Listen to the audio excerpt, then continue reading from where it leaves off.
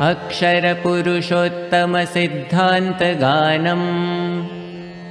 હવે બ્રહ્મ વિદ્યાની વ્યાખ્યા કરીએ છીએ, જેનાથી અક્ષર અને પુરુષોત્તમનું તત્વે કરીને જ્ઞાન થાય તે જ બ્રહ્મ વિદ્યા. येनाक्षरं पुरुषं वेद येनाक्षरं पुरुषं वेद सत्यं प्रोवाच सत्यं प्रोवाच तां तत्त्वतो ब्रह्मविद्याम्। तां तत्त्वतो ब्रह्मविद्याम्। હવે અક્ષર બ્રહ્મનો મહિમા કહેવામાં આવે છે. અક્ષર બ્રહ્મમાંથી સમગ્ર વિશ્વની ઉત્પત્તિ થાય છે.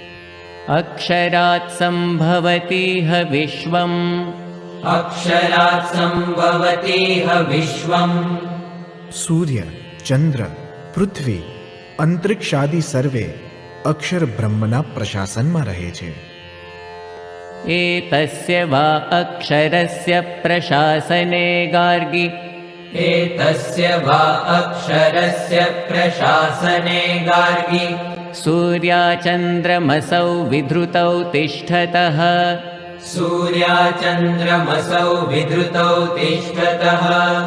एतस्य वा अक्षरस्य प्रशासने गार्गि एतस्य वा अक्षरस्य प्रशासने गार्गि द्या वा पृथिव्यौ विधृते तिष्ठतः।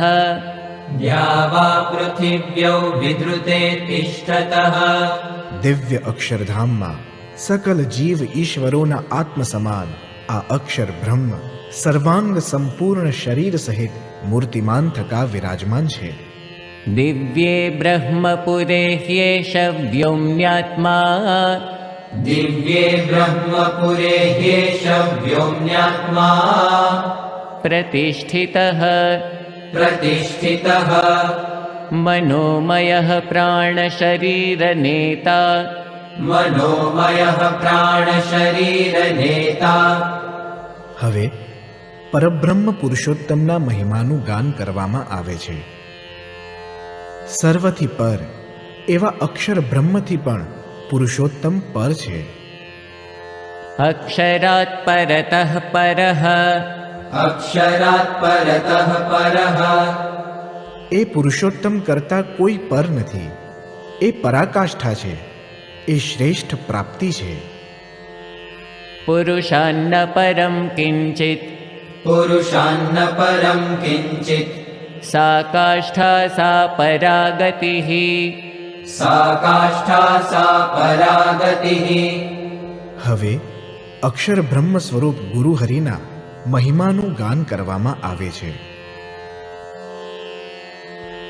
બ્રહ્મ વિદ્યા પામવા માટે શ્રોત્રિય અક્ષર બ્રહ્મ સ્વરૂપ અને પરબ્રહ્મમાં નિષ્ઠાવાળા ગુરુના શરણે જવું જોઈએ. तद्विज्ञानार्थं तद्विज्ञानार्थं सगुरुमेवाभिगच्छेत् समित्पाणिः। सगुरुमेवाभिगच्छेत् समित्पाणिः। श्रोत्रियं ब्रह्म निष्ठम्। श्रोत्रियं ब्रह्म निष्ठम्।